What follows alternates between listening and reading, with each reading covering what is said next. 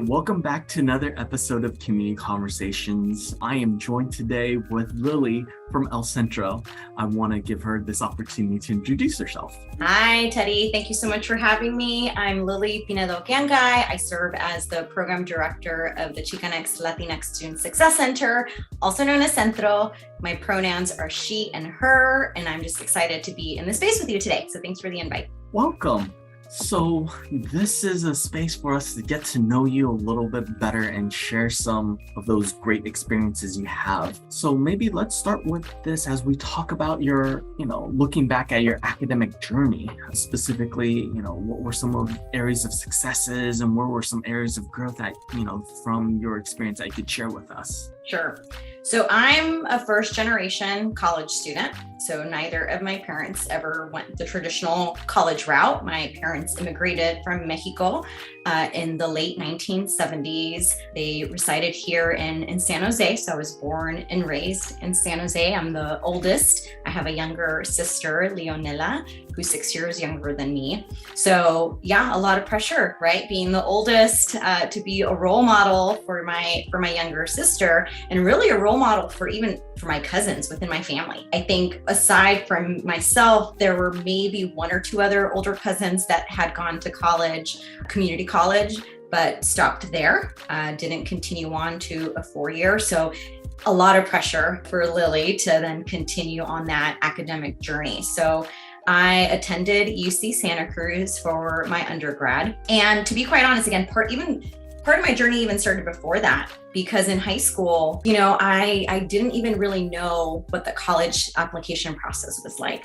I was very fortunate that I attended a pretty great performing arts high school in San Jose. Some of you might have attended Lincoln High School, go Lions. And so I had a lot of friends that had parents that had gone to college, so they knew what they were doing. So I was just paying attention and watching. So I watched what they did and just followed in their steps. So I applied. This is where, if I could go back, I'd redo some things, but I applied to UCLA. I applied to Santa Clara University, Berkeley, and UC Santa Cruz. Those were the only 4 schools I applied to. Had I done things differently, I would have applied to more Cal States, because I didn't feel I was ready for the UC experience. I didn't really know what to expect with the UC experience, other than it's a great school. It's a great system. You should go directly to a 4-year and go through the UCs. But little did I know what was in store for me. So guess what? Lily got rejected from UCLA, from Berkeley, from Santa Clara. Santa Cruz was the only school that accepted me. So at that time, UC Santa Cruz was the baby of the UCs in Cali. So it was the newest UC. It didn't have much of a reputation at the time. And so I heard it from some of my friends. They're like, oh, of course you got accepted to Santa Cruz. Everybody gets accepted to Santa Cruz. And so that I took that to heart. And so when I got my acceptance letter, I was sad. I was like, well, everybody gets accepted. So I'm not anybody special. So I went into my first year already feeling like I didn't belong. Right? Like, I'm not anybody special because everybody comes to school here. And there were maybe only about 5 other of my peers that had been accepted to Santa Cruz, but Santa Cruz is so different than San Jose State because majority of the folks live on campus and the dorms they're all spread out. They have a college system. So you're not in a college based on your major. It's just a living, learning community. So they had 10 colleges. And so those 5 friends that I had from high school, we were all at different colleges. So I didn't really get to see them. So my first year was really rough as a first generation college student, trying to navigate a new world, not really even knowing. I still remember choosing classes during summer orientation and having no clue how to read the schedule of classes. This was before online. So we had paper newsprint schedule of classes. I don't know if you remember that, Teddy. And So there I am, like reading through this. I'm like, I have no idea I didn't even know what major I was gonna be in. I think I came possibly as undeclared. And I just picked random classes. And I remember the advisor hovering over me like, hurry, hurry, hurry, because the next student needs to use the computer to sign up for classes. So I just picked a bunch of random classes. And I got away with that for like 2 years. I had no idea, no strategy to my selection of courses other than, well, this sounds cool. This sounds like a fun class. I'm a history geek. So I mostly took history classes just because it was my own personal interest. Well, that benefited me in the end, because come the end of my sophomore year, I was reached out to by someone who I didn't know at the time was an advisor. And they said, you need to declare a major. And I said, well, I don't know what to do. I have no idea. And they're like looking at my schedule of classes and they say, well, you've taken enough history classes, so you're going to be a history major. Sign the paperwork. Lily didn't even get a say. It was more of, this is what you're going to do because this is what you've taken, and you don't want to waste any more time. So Lily became a history major. And so I continued on my journey, didn't really connect with anybody, wasn't really involved. I just went to class, hung out with some of my peers in my dorms, but it wasn't until my junior year that I saw a performance by Grupo Folclórico. They were called Los Mexicas, and they were performing in the dining hall. I think it might have been like a Cinco de Mayo performance or something. And I was like, oh my gosh, I didn't know we had a Folclórico team at UCSC, because I had done Folclórico in high school. So I had been dancing for quite a few years. So when I saw them perform, my eyes just lit up like, oh, wow, like I want to be a part of the team. So I reached out to the person who, after they performed, I reached out to them and said, how do I get involved? I want to be a part of the team. They invited me to their practices. And then I finally was connected to a student organization. They said, yeah, we're a student org. And that's how I learned about student orgs. I didn't know about student clubs. So finally, Lily got connected, and I danced Folclórico my junior and my senior years in college. And that's where I found some of my initial community members, right, that I really felt connected to. And so class for me was just like, it is what it is, right? Like I'm a history major. I guess that's what I'm doing. I didn't know any better. But the pro there in retrospect is I enjoyed learning about history. So for me, and as I talk to students now, is when you're considering a major, take classes that you find interest in. What sparks joy? So for me, I think that's why school itself wasn't hard, because I loved reading about history. All these books that you have back here, a lot of these are from college. They're all my books from all my history classes that I took. So I didn't find my major difficult because I was just nerding out on history. And I never really considered myself a strong writer, but I enjoyed writing about those topics. So again, I was engaged with the homework. I didn't mind doing homework because I enjoyed the topics that I was writing about. So for any of our students that are coming in, especially our freshmen, or maybe even our sophomores like me, right? Like you're still trying to figure it out, take classes that spark interest to you. And that might, that's a good beginning starting point. So yeah, definitely those were some takeaways of my undergrad. And if I could do it all over again, I'd probably be more specific about my major, because there was actually a Latin American and Latino studies major that, again, I didn't know about. So take the time to learn about all the different majors that exist on our campus, which at San Jose State, there are many. Take community college classes over the summer, because then you can make some progress that way, and it's less expensive to take classes over the summer at a CC or a junior college than it is at San Jose State. But then that gives you some insight to like, what do you enjoy doing? And that might help narrow that major or maybe that career that you want to do afterwards. Like I said, if you ask my 18-year-old self, well, what do you want to do when you grow up? I would have never in a million years told you, I want to be a program director of the Chicanx Latinx Student Success Center.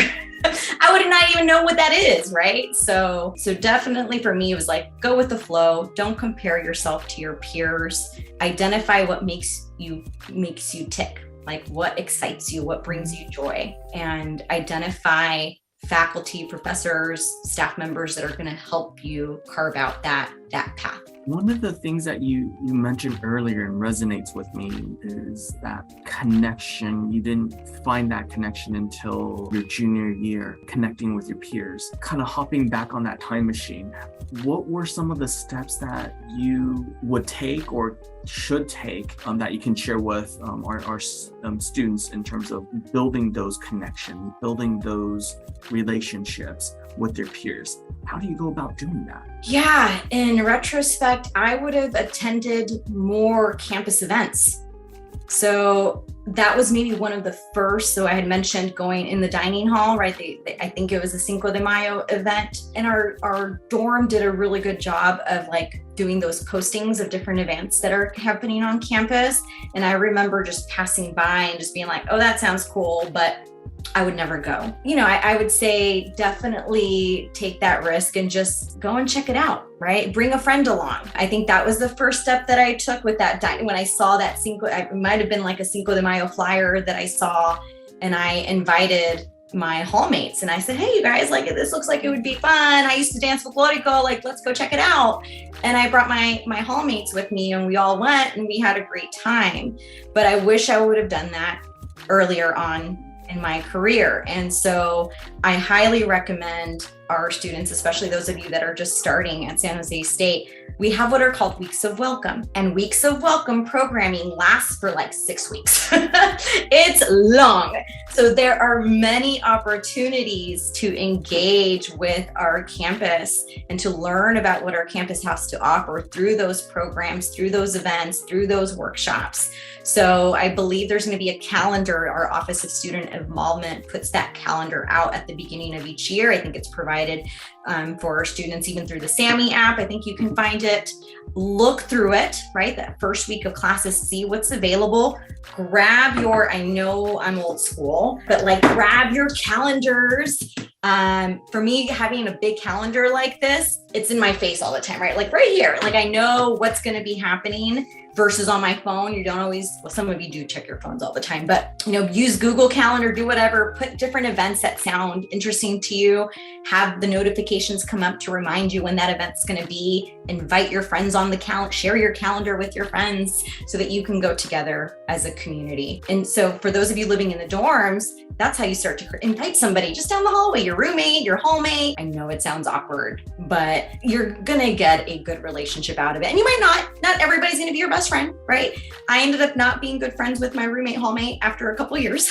That relationship went in my junior, senior year. And then you just make new friends and it's okay. That's all part of the learning experience. You're not going to find connections with every single person, but identify people that maybe have some shared values, that have some shared interests. And so you can start by doing that in the dorms. For example, if you're living on campus, if you're off campus with the folks in your classrooms, and check out, invite people to those weeks of welcome program, go together as a group. As I mentioned with Centro, we also invite our students to go off campus on like group trips to explore different community organizations within our local San Jose community. So for example, we've taken students to go watch a play at Macla or at the Mexican Heritage Plaza. So those are just some of the group outings. And Lily and Elisa do this a lot, especially for our students who might feel a little, I don't know if I want to go. It's a free ticket. You don't have to pay for it. Usually this costs like $30 and we're going to pay for you, and our campus does a lot of that. Sharks games, different football games, earthquake games. San Jose State really wants our students to feel like they're not only a part of the San Jose State community, but the broader San Jose community, because we know many of our students, right, are coming from out of the area. So already you're just like, I don't even know where to go. So we try to be intentional about that. So connecting with the local community is really important too. So I would say those are a couple strategies for building community and getting connected weeks of welcome is a great place to start. And one of the pieces that you had mentioned was, just taking that risk, asking. What other things do you recommend that really will help tip that scale into taking that risk? Because even hearing that right now, I don't know if I would, yes, free $30 ticket. That sounds awesome, but I don't know anybody, Lily. Why do I want to take that risk, or how do I take that step forward? That's a great question. And I don't have the magic answer. But what I would say is what we've done at Centro, because we do have those students that are just like, I don't know. I feel very much alone. I might feel vulnerable. Maybe I'm more introverted. I don't really socialize with people. It's not my thing. I'm going to say, take it at your own pace. So if going to a big group outing with 30 people seems a little bit too much for you, then let's identify other spaces that might not be as frightening for a first step, which might be you and I having a one-on-one. Lily loves coffee. We can go get some coffee together, right? There was actually a program that was sponsored by the Division of Student Affairs not too long ago called Coffee with a Professor, which I'm hoping they bring back soon. If not, Centro will develop its own version of that, which would gift students gold point cards, which is like cash loaded onto a little card. And you can go spend it at one of the local eateries on campus. And so it was, hey, a good way to connect with the professor on campus, take them out for coffee. Usually the faculty would say, it's your coffee. Like I think it was like $12. They're like, you don't have to buy any coffee. You keep it and you can buy yourself a sandwich or multiple coffees. But, if you want to start small, I love connecting with students one-on-one and sharing, obviously here I'm not shy to share my story. Sharing our stories, I can't emphasize the importance of sharing our stories, of sharing our experience, especially as folks of color, being able to tell stories from our point of view, from our own experience. Had I seen other Latinas in college that were professors, that were advisors, right, that looked like me, I think I would have had a different experience because we just connect on a different level. You might see what's impossible now possible. So, if any of you are interested in connecting either with myself or with Elisa or any of our professors also like to talk about their experiences, invite us to a cup of coffee, right? Just, hey, I want to know more about your story. Like, how did you get to where you are today? Let's go get some Starbucks. So there's some really cool coffee shops off campus that have just opened up not too long ago too, that are small women-owned women of color businesses that just opened. Let's go get some coffee. And that might be a good starting point where it's not as scary as with a group of 30 people. And I've done that with some of my students. And then surely enough, you build it up. Then you're like, okay, I now know Lily. Maybe the next week, oh, now I know one more person. And then you just start growing your community that way. Thank you for that. And definitely, I think there's different ways to get from point A to point B. And I think that's kind of the theme of this conversation. Speaking of themes, let's get to know you a little bit more. Let's talk about the next part, which we like to call the lightning round. We'll ask you some questions. Just tell us what top of mind, what your answer to those are. Okay. So first question, what do you prefer? Coffee, boba, or tea? Coffee. Duh. Favorite ice cream flavor? Oh gosh, I'm boring. Vanilla. Favorite food? Tacos all day. Coke or Pepsi? Definitely Coke. Salty or sweet? Salty. Waffles or pancakes? Pancakes for sure.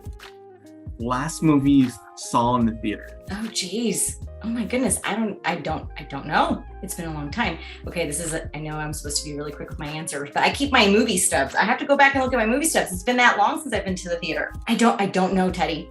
I don't know. No worries. We'll follow up. Yes. We'll do a follow-up.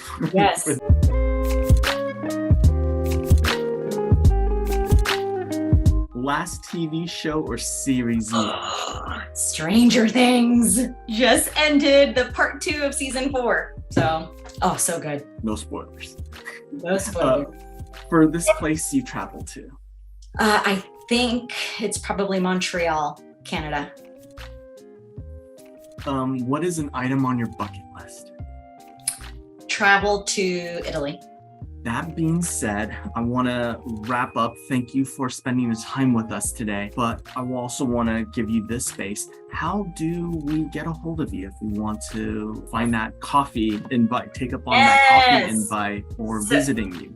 So the most obvious, you can email me. So my email is lilly.gangai@sjsu.edu. We'll put it somewhere here in the video. So send me an email and we can set up that coffee date. You could also find us obviously physically inside of the Centro, which is located inside of the Student Union on the main floor. It's room 1340. If you see Jamba Juice, we're directly across Jamba Juice. I call it prime real estate, clear glass walls so you can see right through Centro. So you can't miss us. So you just, enter to the space and you'll be welcomed by either myself, Elisa, our program coordinator, or one of our amazing student success leaders that will be at the front desk. We're also on social media. So Instagram is probably our most active social media platform.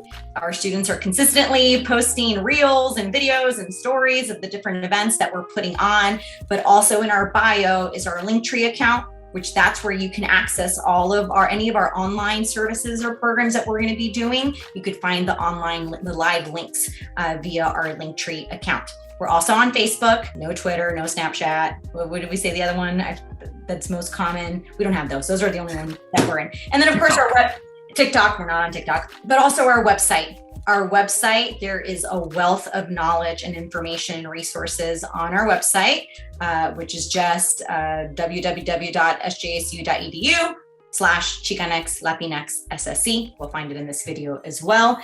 And you'll find a list of the different events that we post or that we put on throughout the year, our services, but then also scholarship opportunities. We know that paying for college can be very expensive, especially if we're supporting ourselves. So we have a list of different scholarship opportunities on there, as well as internship opportunities and job opportunities, so employment.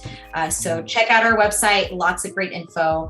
And you can get more bios about who makes up our team. So we're a small but mighty team. So myself, Elisa Aquino, who I want to give major props to, who's our program coordinator, and then our amazing student staff, which will be updating their bios soon, but you'll be able to see their bios and their photos. So when you come to Centro, you'll be able to identify who those folks are. Thank you so much for spending your time with us. We really enjoy it. Yes, thanks, Teddy. Bye, everyone. Take care. Bye.